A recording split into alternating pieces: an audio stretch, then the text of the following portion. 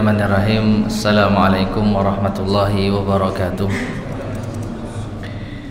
Innal hamdalillah nahmaduhu wa nasta'inuhu wa nastaghfiruh wa na'udzu billahi min syururi anfusina wa min sayyiati a'malina. Man yahdihillah fala mudhillalah wa man yudlil fala hadiyalah. Wa asyhadu an la ilaha illallah wahdahu la syarika lah wa asyhadu anna Muhammadan abduhu wa rasuluh. Allahumma salli wa sallim wa barik ala nabiyyina Muhammadin wa ala alihi wa ashabihi wa man tabi'ahum bi ihsanin ila yaumiddin. Amma ba'd. Para jamaah sekalian rahimani wa rahimakumullah, alhamdulillah kita bisa melanjutkan membahas kitab Al-Mudzakkirah At-Ta'sisiyah fil Qawaidil Fiqhiyah, yaitu catatan dasar dari kaidah-kaidah fikih yang disusun oleh Syekh Ali bin Tini Al-Fadil hafizahullahu ta'ala.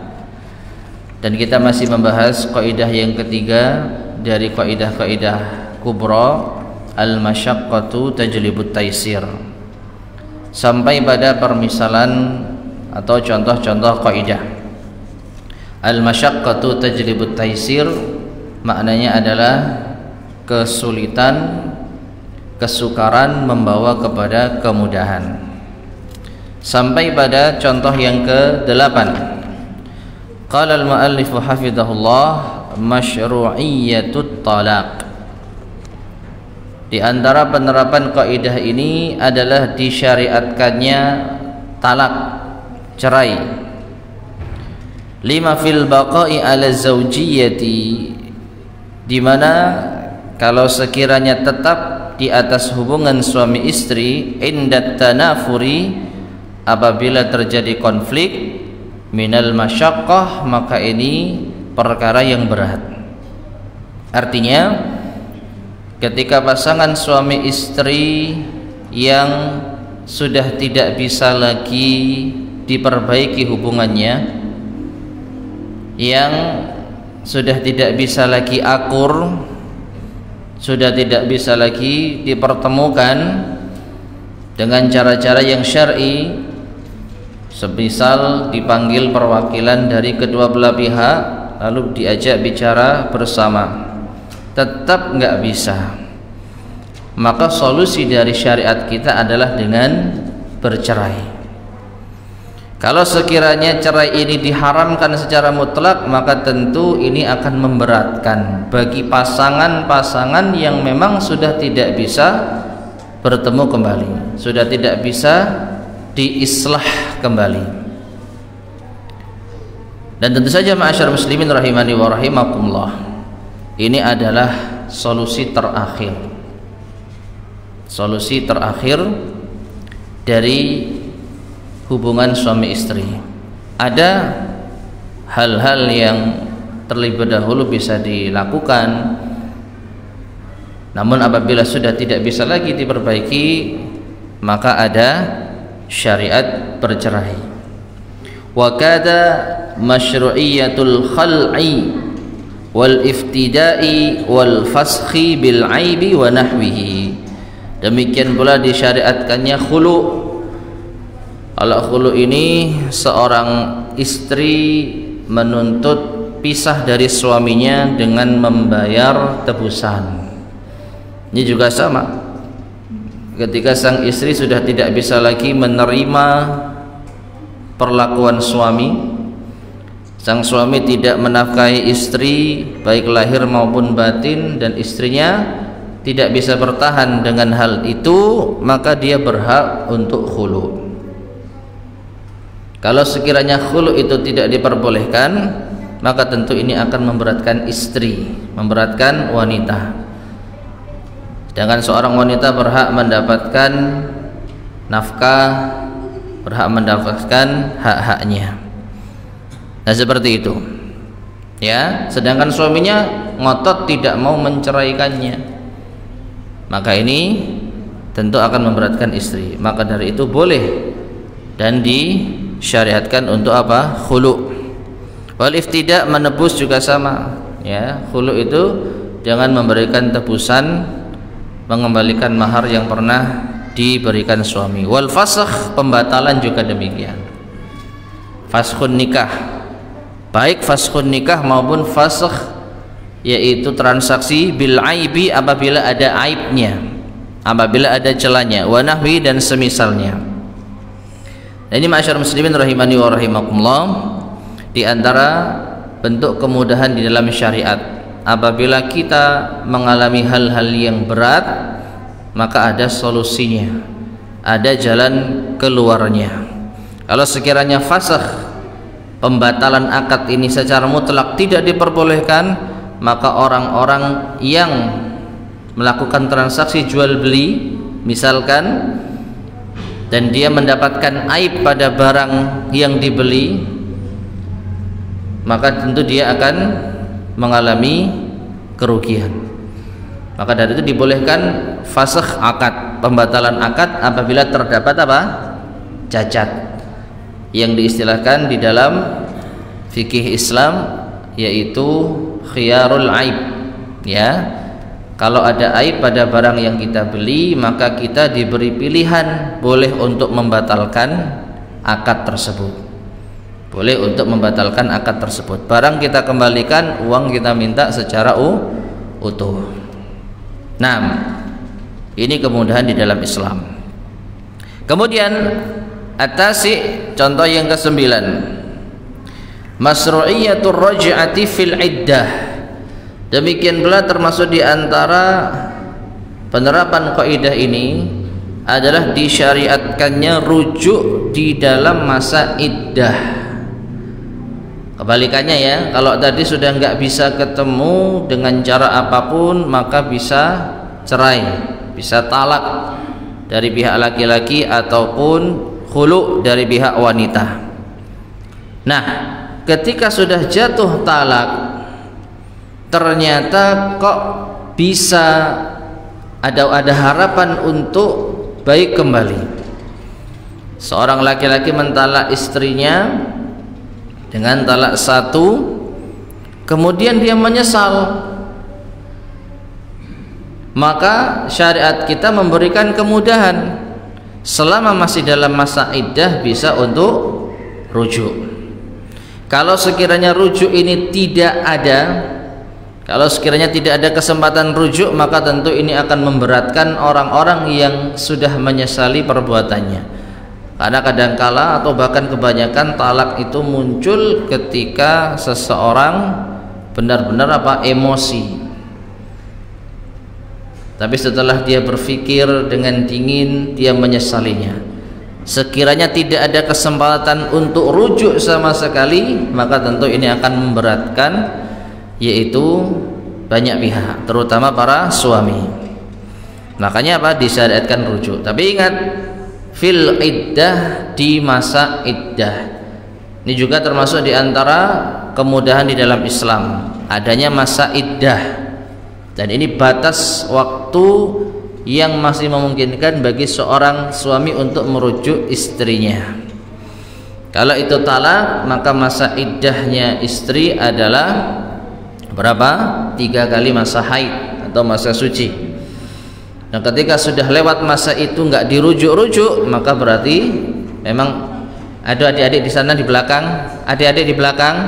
Dari tadi saya lihat ya, tolong didampingi yang bisa di tengah-tengahnya, yang sudah dewasa, atau bisa di luar sekalian.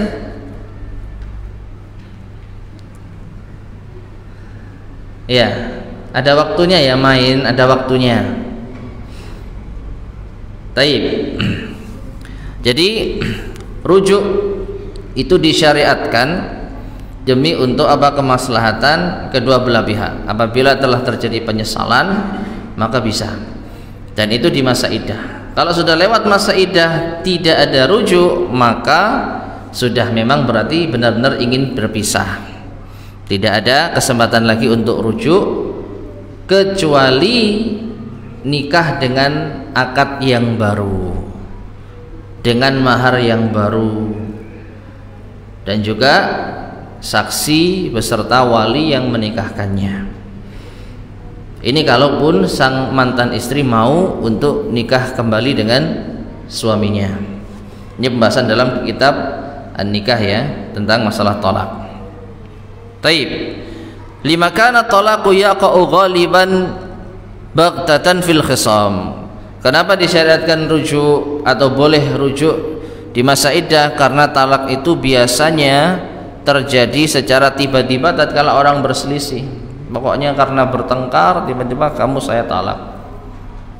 Wa yashukku alaihi iltizamuhu fasyuri'at lahu raj'atu fi tatliqatain. Dan berat bagi kedua belah pihak kalau seandainya talak itu tanpa ada kesempatan rujuk sama sekali. Kalau sudah talak nggak boleh rujuk sama sekali, maka ini berat bagi kedua belah pihak.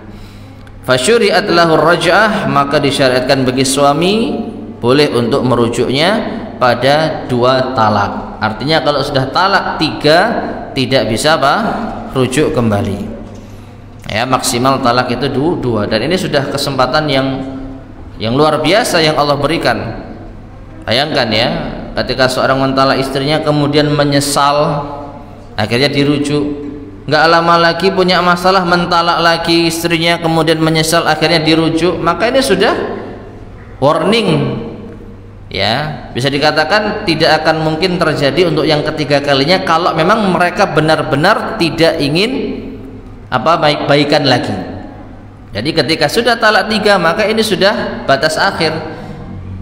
Ibaratnya kalian sudah 2 kali seperti ini, kok masih ngulangi yang ketiga, pengen balik lagi, nggak boleh, nggak bisa. Sudah Allah kasih kesempatan 2 kali. Kalau mau perbaiki ya perbaiki di masa rujuk yang pertama atau yang kedua. Tapi sudah talak rujuk 2 kali, talak ketiga pengen balik, nggak bisa. Seakan-akan ini mempermainkan pernikahan. Ya, seakan-akan ini mempermainkan pernikahan. Dan tentu saja ini diantara bentuk penyelisihan terhadap syariat.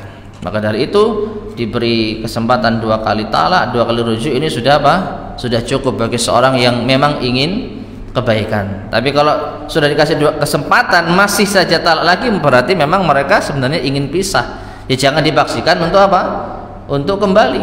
Ya sudah, pisah saja. Mungkin itu kebaikan bagi bersama. Karena 2 orang ini tidak akan mungkin bisa disatukan kembali. Taib. Nah, ini yang ke-9. Contoh yang ke-10 yang terakhir, isqatul ithmi anil mujtahidina fil khata'i. Gugurnya dosa bagi seorang ahli ijtihad fil khata'i tatkala ia memutuskan hukum dengan salah. Ya, wa taisiru alaihim, dan kemudahan atas mereka yaitu para ulama mujtahidin bil iktifa'i bidzan, dengan mencukupkan diri memutuskan hukum dengan dzan, prasangka. Karena apa? Walau kullifu al-akhdha bil yaqin, seandainya mereka para ulama ahli ijtihad dibebani harus memutuskan hukum, mengambil hukum dengan keyakinan fil ahkam, di dalam menetapkan hukum, la syaqqa wa asra al wusulu ilaih, tentu akan berat dan sulit untuk bisa mencapainya.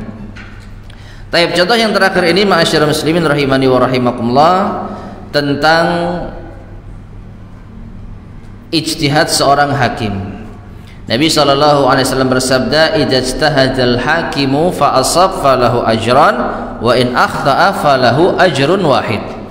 Apabila seorang ulama ahli ijtihad memutuskan hukum kemudian benar, maka dia mendapat 2 pahala. Namun jika dia menetapkan hukum lalu salah, maka dia dapat 1 pahala. Nah, di sini berarti kesalahan ahli ijtihad, kesalahan seorang hakim yang berijtihad ini tidak mendapatkan dosa. Beda kalau kita memutuskan perkara, kita bukan ahli ijtihad, kita orang awam memutuskan perkara, berfatwa dalam hal ini, ya, maka tentu yang akan kita dapat apa? Dosa. Dan ini pernah terjadi di zaman Nabi SAW. Di suatu perjalanan para sahabat dalam suatu utusan mendapati salah seorang dari mereka terluka kepalanya hingga berdarah. Di saat yang bersamaan dia junub. Maka ia bertanya, apakah orang seperti saya wajib mandi? Tetap wajib mandi? Maka di antara kawan-kawannya mengatakan, ya tetap, ini namanya junub, ya tetap harus mandi pakai air. Ternyata setelah mandi apa? Ia mati, meninggal dunia. Sampailah berita ini kepada Rasulullah SAW. Maka Rasulullah bersabda, qataluhu qatalahumullah. Maka orang-orang yang menjawab tadi sungguh telah membunuhnya. Semoga Allah memerangi mereka. Kenapa mereka tidak bertanya? Ala sa'alu lima lam ya'lamu. Kenapa mereka bertanya kalau tidak mengetahui ilmunya? Li'anna syifa'al ai as-su'al, karena obat dari kebodohan itu bertanya. Nah ini kalau ahlinya, kalau bukan ahlinya menjawab pertanyaan salah, maka dapat dosa. Tapi kalau seorang ahli ijtihad, ulama yang memang sudah kompeten di dalam berijtihad, memutuskan suatu hukum masalah ternyata keliru, maka dia tetap dapat satu pahala. Dan para ulama kita menerangkan kenapa dia tetap dapat satu pahala, karena dia sudah berupaya dengan sungguh-sungguh, dengan ilmu yang miliki, mencurahkan tenaga, akhirnya memutuskan suatu fatwa. Dan ini patut diapresiasi. Kalaupun benar, dapat dua pahala, pahala kebenaran dan pahala usaha yang dilakukan. Kalau salah cuma dapat satu pahala. Pahala apa? Upaya yang sudah dilakukan. Nah ini, seandainya, perhatikan ini, seandainya tidak ada pengguguran dosa bagi ahli ijtihad, pokoknya siapapun yang salah, mau orang alim mau orang awam dapat dosa, maka tentu ini berat. Nanti nggak akan ada yang mau jadi ulama. Maka di dalam Islam, demi kemudahan mereka, Allah Subhanahu wa taala mengangkat dosa bagi mereka-mereka yang telah berijtihad. Sekali lagi, yang ahli di dalamnya, bukan orang awam. Orang awam itu bertanya, ahli ilmu yang memutuskan, ahli ilmu yang mencurahkan tenaga untuk berfatwa. Nah, ini yang pertama. Yang kedua, juga apa? Diberikan kemudahan bagi mereka para ahli ijtihad untuk berijtihad meskipun dengan dzon. Tapi yang dimaksud dzon di sini adalah prasangka yang kuat, bukan prasangka lemah. Karena tidak semua permasalahan yang terjadi, problematika umat yang terjadi itu ada dalilnya secara tegas. Makanya kita kenal sumber hukum di dalam Islam, ada Al-Quran, ada As-Sunnah, ada Ijma', yang terakhir apa? Qiyas. Nah inilah yang paling akhir, inilah yang biasa terjadi kalau seorang ulama tidak menemukan dalil secara langsung, ya. Dan ini banyak di zaman sekarang, jual beli online, ada nggak dalilnya secara nas syar'i dari Rasulullah SAW? Nggak ada. Makanya perlu apa? Komparasi, dalil, perbandingan, persamaan, qiyas. Nanti akhirnya di situ, ya. Nah seperti itu. Kemudian juga apa? Riba pada uang kertas, ada nggak di zaman Nabi SAW? Nggak ada. Di sana adanya emas, perak. Nah uang kertas, rupiah, dolar, real, ringgit, dan semuanya dikiaskan dengan emas dan perak, sehingga diputuskan kalau ada kelebihan tukar menukar pada uang-uang tersebut, jatuhnya riba. Nah ini nah mereka memutuskan riba ada pada ini berdasarkan dalil qiyas. Nah ini termasuk diantara apa? Adzon, ya, adzon. Nah maka dari itu para ulama kalau berijtihad dan dia memiliki dugaan kuat memutuskan suatu hukum, maka itu diperbolehkan. Karena seandainya semua fatwa harus dibangun dalil yang jelas, maka tentu ini akan menyulitkan mereka. Tentu ini akan menyulitkan mereka. Nah, ini ma'asyiral muslimin rahimani wa rahimakumullah, 10 contoh ya. 10 contoh bahwasanya kaidah al-masyaqqatu tajlibut taysir ini benar-benar ada di dalam syariat kita. Ya, 10 contoh yang telah dibawakan oleh al-muallif hafizahullah. Dan sekarang kita masuk pada bagian terakhir kaidah ini, yaitu qawaid far'iyah, kaidah-kaidah cabang. Jadi kaidah besar yang umum tadi, al-masyaqqatu tajlibut taysir, kesulitan membawa kepada kemudahan, ini ada cabang-cabang kaidahnya. Di sini al-muallif membawakan 2 contoh. Al-awwal, yang pertama, qaidatu idza dhaqal amru ittasa'a. Idza dhaqal amru ittasa'a. Apabila suatu urusan sempit, sebuah perkara itu sempit, maka ittasa'a, menjadi luaslah hukumnya. Kalau dalam kondisi sempit, maka hukum akan menjadi lebih luas. Bagaimana penjelasannya? Langsung kita ambil contoh. Misal, contohnya, abaha syari'u takhfifas salati halal khawfi. Syariat kita membolehkan keringanan di dalam salat tatkala kondisi takut.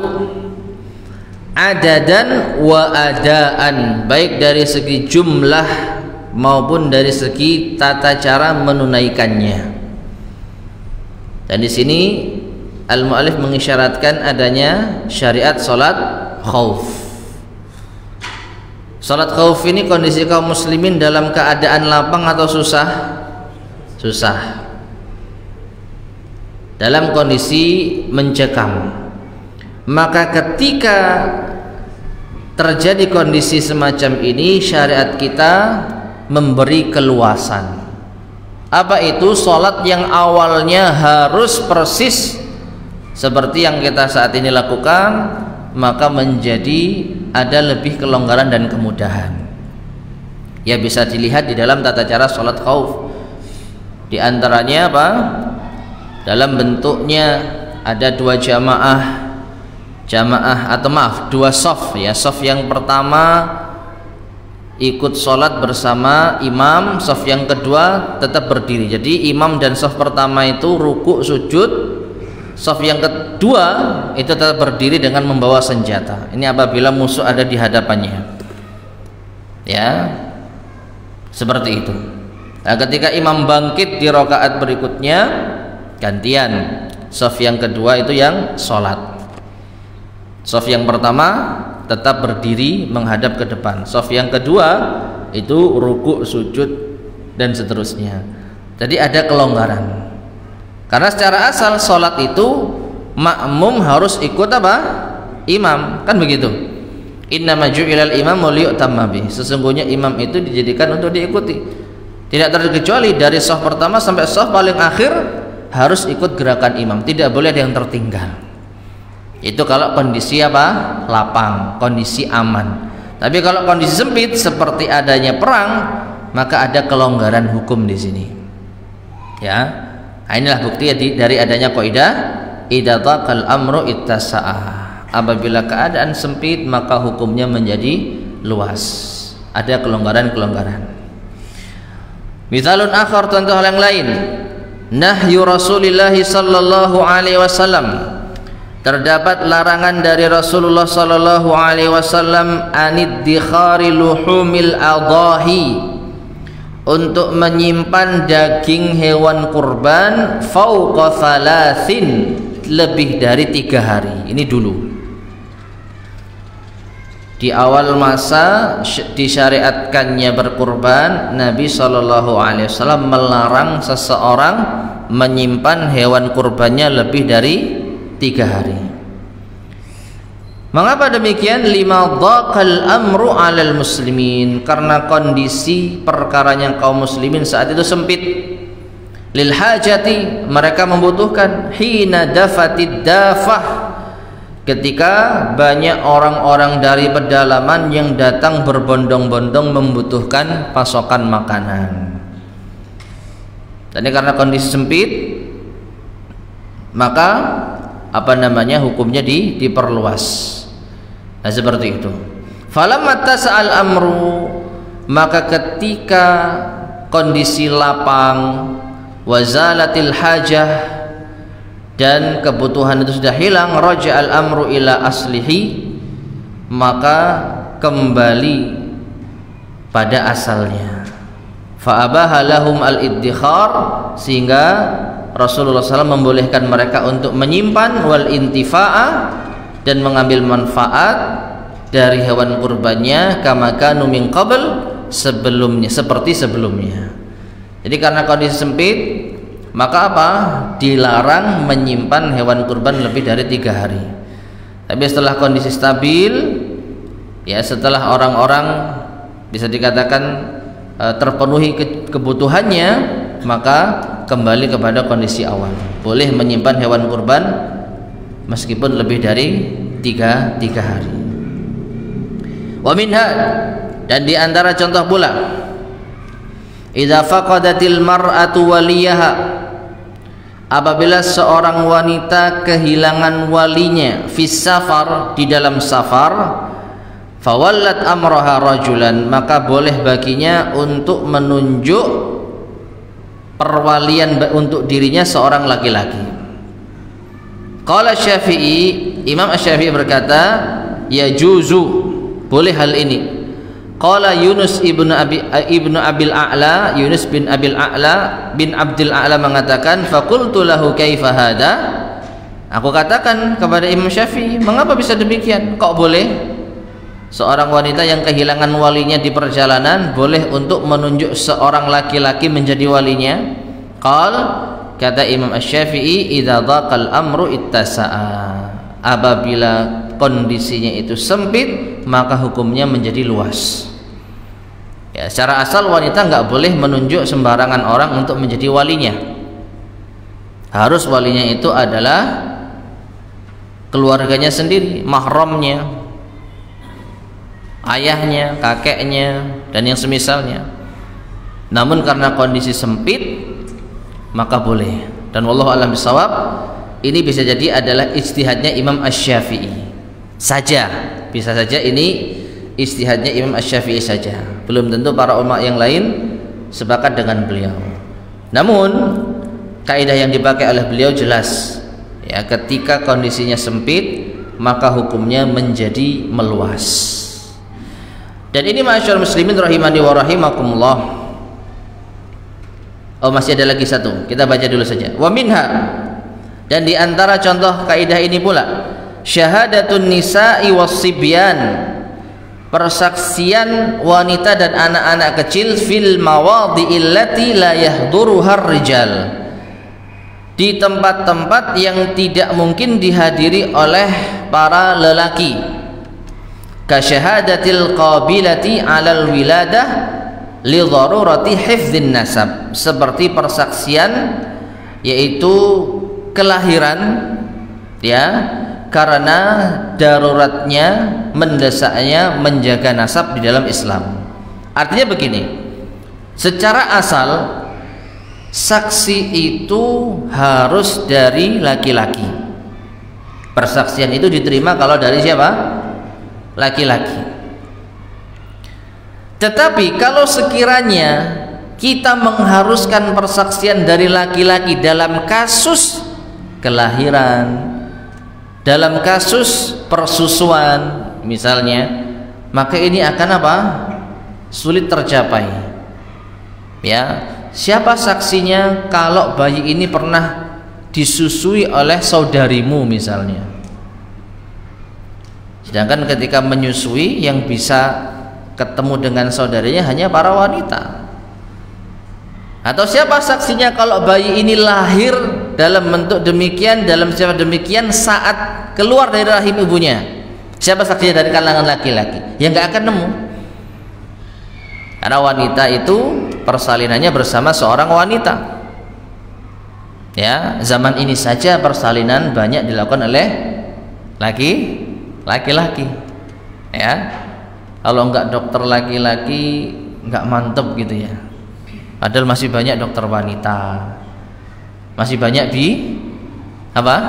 bidan. Nah ini, nah seperti itu harusnya tidak dilakukan oleh kaum muslimin. Ya, usaha dulu dokter dari kalangan wanita. Jika memang mendesak, jika memang tidak bisa karena darurat, maka diperbolehkan. Nah ini, nah jadi ada kalanya saksi-saksi ini hanya bisa diketahui oleh kaum wanita. Maka masuk dalam kaidah ini, idza dzaqal amru ittasa'a. Kalau kondisinya sempit, maka hukum menjadi luas. Persaksian yang awalnya hanya boleh laki-laki, tapi karena kondisinya sempit, maka bolehlah wanita saat itu menjadi apa? Saksi. Nah, seperti itu. Nah, ini kaidah yang pertama dari kaidah cabang. Kaidah yang kedua, tsaniyan, kaidah idza tasa'al amru kebalikannya jemaah. Idza tasa'al amru, jika kondisinya luas, lapang, dhaqa, maka hukum menjadi menyempit. Wa tashmalu zawal al-asbab al-mujibah lirrukhas, dan ini mencakup apabila hilangnya sebab-sebab yang bisa mendatangkan rukhsah. Faya'udul amru azimatan, maka jadilah perkaranya menjadi azimah. Dalam istilah fikih Islam itu ada azimah, ada rukhsah.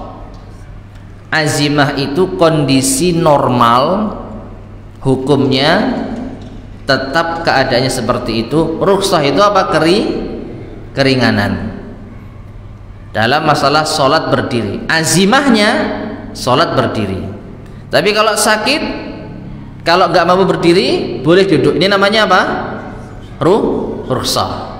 Ya, sholat 4 rakaat. Sholat 4 rakaat. Di saat mukim, maka azimahnya itu sholat 4 rakaat. Azimah sholat ketika mukim itu 4 rakaat. Tapi di saat safar bisa 2 rakaat qasar, dan ini dinamakan dengan rukhsah. Bisa dipahami ya? Jadi azimah itu hukum asal, sedangkan rukhsah itu keringanan karena ada sebab-sebabnya. Nah, maka kaidah ini maknanya kalau sebab-sebab yang menjadikan rukhsah ini sudah hilang, maka hukumnya kembali menjadi sempit. Kembali menjadi sempit. Faya'udul amru azimatan, kembalilah perkaranya kepada hukum asal, kama kana qabla rukhsah, sebagaimana sebelum adanya rukhsah. Kazawali rukhsatil qasri fis safar, seperti hilangnya rukhsah untuk mengqasar ketika safar. Wa rukhsatil mashi 'alal khuffaini thalathan fis safar indal iqamah, dan hilangnya rukhsah mengusap 2 sepatu 3 malam ketika safar, tatkala ia sudah kembali dari safarnya ketika dia bermukim. Nah, jadi secara umumnya asal muslimin rahimani wa rahimakumullah, ya, kalau kita bandingkan dua kaidah ini dalam satu contoh bisa insyaallah. Idza dhaqal amru ittasa'a, ketika perkaranya sempit maka hukum meluas. Contohnya safar, sholat di saat safar. Dan yang namanya safar itu Nabi SAW sabdakan apa? Qit'atun minal azab, sepotong dari azab. Kebanyakan ketika safar kita berada pada kondisi yang lebih terbatas dibandingkan ketika mukim. Ya, kita jauh dari keluarga dan juga apa? Melewati jalan-jalan yang mungkin tidak kita kenal. Maka kondisi kita sempit atau luas? Sempit. Maka kita mendapatkan rukhsah, hukum yang longgar. Sholat akhirnya boleh 2 rakaat. Dan ketika kita sudah kembali dari safar, berlaku kaidah yang kedua, idza tas'al amru dhaqa. Ketika kondisi sudah meluas, ketika kondisi sudah stabil, kita sudah kembali ke rumah kita, dhaqa, maka hukumnya kembali menyempit, hukumnya enggak longgar lagi. Sholat yang tadinya boleh 2 karena kondisi safar, sekarang wajib penuh, wajib itmam, wajib sempurna, yaitu 4 rakaat. Wallahu ta'ala alam shawab. Baik, ma'asyar muslimin rahimani wa rahimakumullah. Inilah akhir dari pembahasan kaidah yang ketiga. Dan insyaallah pada kesempatan berikutnya akan kita lanjutkan kaidah yang keempat biidznillah subhanahu wa ta'ala. Adzan? Oke, adzan dulu mungkin. Setelah itu mungkin bisa tanya jawab insyaallah.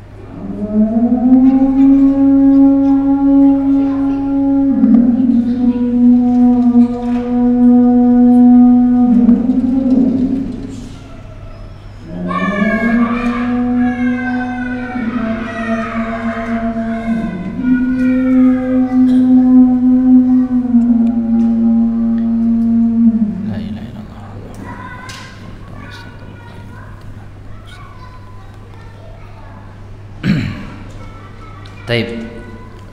Ma'asyar muslimin rahimani wa rahimakumullah, sedikit saya tambahkan ya. Jadi apa yang dibawakan oleh al-muallif tadi itu kaidah yang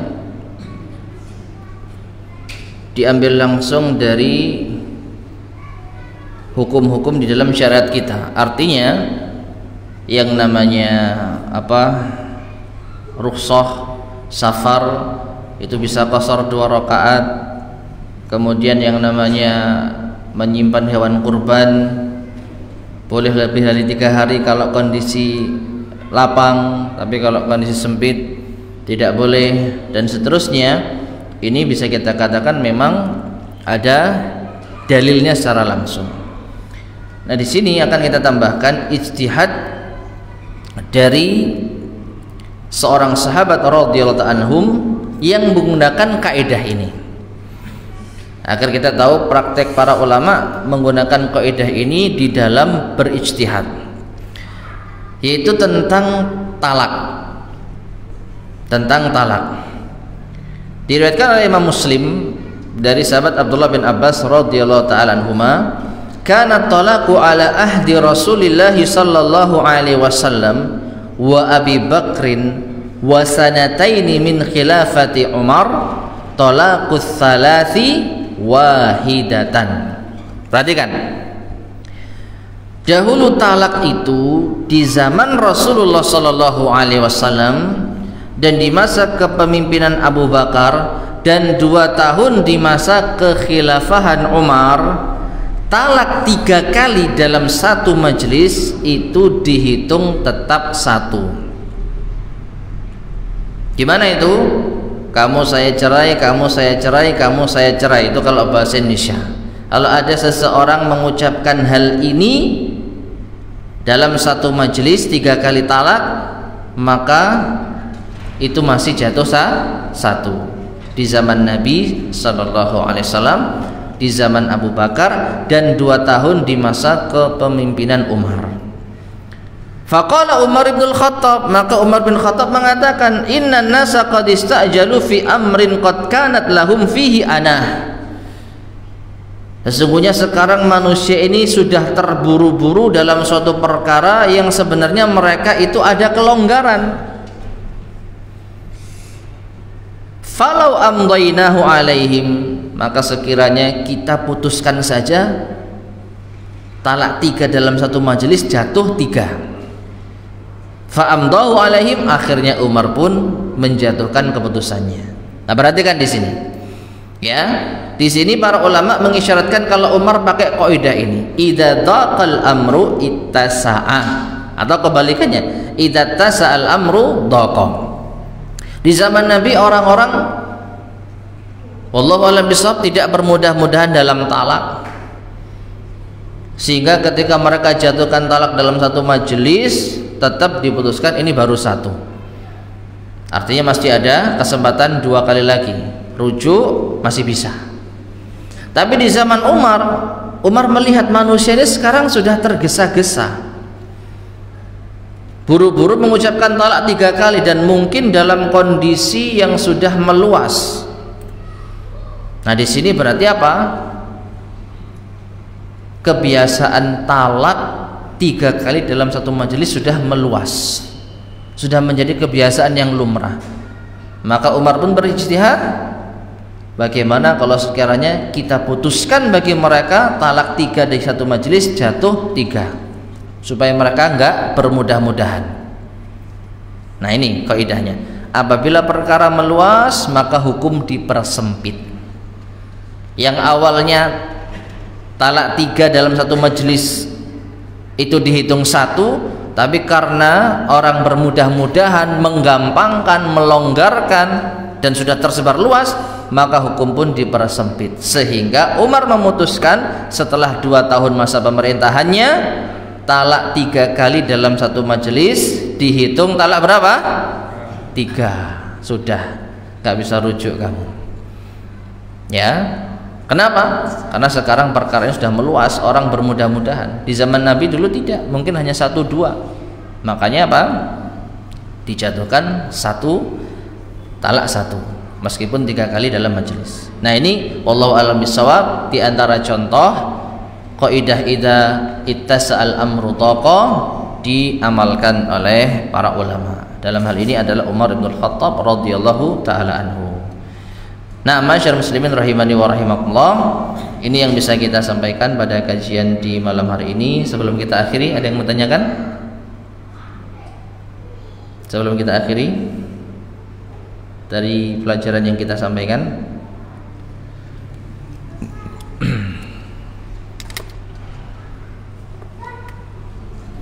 insyaallah kaidah berikutnya adalah kaidah ad-dararu yuzalu. Ya, di sini al-mu'allif membawakan kaidah dengan lafaz yang masyhur, ya, beda dengan Ustazuna Ahmad Sabiq di dalam kitabnya lebih memilih lafaz dari syar'i, yaitu lafaz kaidah yang berasal dari hadis Nabi sallallahu alaihi wasallam. Contohnya kaidah ini, ad-dararu yuzalu, kalau di kitab beliau hafizahullah, la darara wa la dirara. Itulah hadis Nabi sallallahu alaihi wasallam yang ada. Baik, nggih, silakan.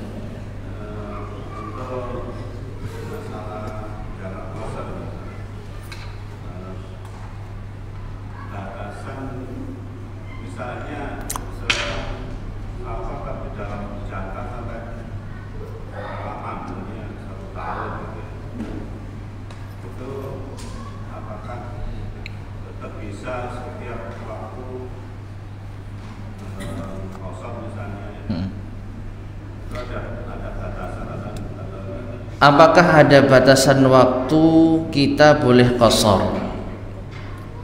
Masalah ini masalah khilafiyah ijtihadiyah. Ada perbedaan pendapat di kalangan para ulama. Yang intinya kesimpulannya ada di antara ulama yang membolehkan tanpa batas selama dia masih safar, selama dia tidak berniat mukim. Ada para ulama yang membatasi, ini pun juga berbeda-beda. Ada sekian hari, ada puluhan hari, ada belasan hari. Ya, sehingga dalam masalah ini ya kita mengikuti tarjih, dalam artian mana yang sekiranya kita pandang sesuai dengan dalil. Wallahu a'lam bishawab.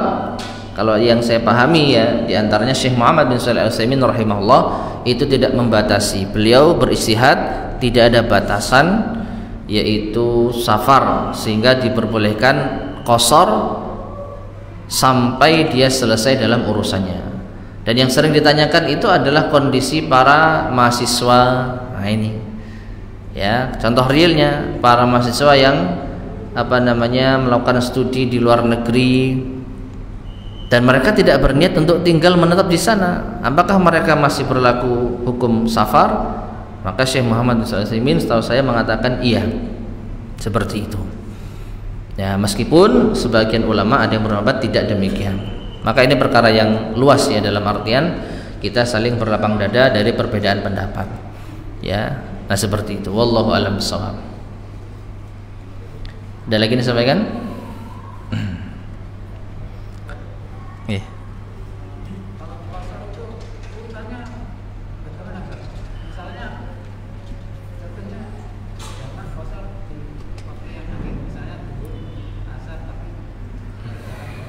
Ya. Bagaimana cara kita mengerjakan jamak qashar takhir? Zuhur, asar dikerjakan di waktu asar. Apakah kita niat mengerjakan sholat asar dulu baru zuhur, atau tetap urut zuhur baru asar? Jawabannya yang kedua, tetap urut. Ya, sholat itu dikerjakan tetap urut. Meskipun bukan jamak qashar, lebih ekstrim lagi, pernah Nabi SAW mengqadha sholat zuhur, asar, maghrib dikerjakan di waktu isya, karena beliau pernah tersibukkan dalam suatu peperangan. Ya, sehingga beliau mendoakan apa? Orang-orang yang menjadikan beliau terhalang dari sholat dibakar rumahnya dengan api. Ya, karena mereka telah menyibukkan kami sehingga kami tidak sempat mengerjakan apa? Sholat zuhur, asar, maghrib, isya. Sempatnya baru di waktu isya. Akhirnya apa? Bilal azan satu kali, kemudian qomat untuk sholat zuhur, lalu selesai qomat lagi untuk sholat asar, lalu selesai qomat lagi untuk sholat maghrib, dan yang terakhir qomat lagi untuk sholat isya. Jadi tetap urut. Ya seperti itu. Wallahu a'lam bishawab. Ada satu perkara tapi sebenarnya ada kalanya bisa dikerjakan nggak urut, tapi ini perkara yang mungkin jarang terjadi dan ini butuh memikirkan, butuh mikir, yaitu kalau sekiranya kita dihadapkan pada belum mengerjakan sholat, misal ya